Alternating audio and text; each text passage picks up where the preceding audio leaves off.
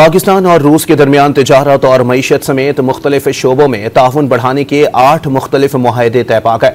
Moscow میں پاک روس نویں بین الحکومتی کمیشن کے اجلاس میں وزیر توانائی اویس لغانی نے پاکستان اور روس کے درمیان تعاون کے فروغ کو خوش آئند قرار دے دیا۔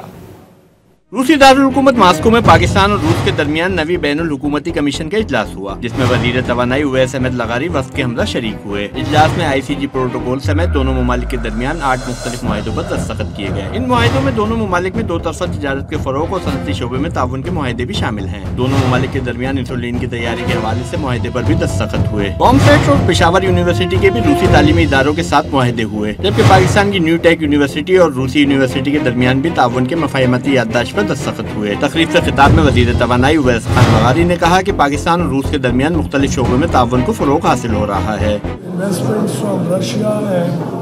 Technological improvements that would further make our refining sector more efficient. Russia has contributed to a lot to our industrial sector since many decades, and we are looking forward to a renewed cooperation in the oil refining sector in the future.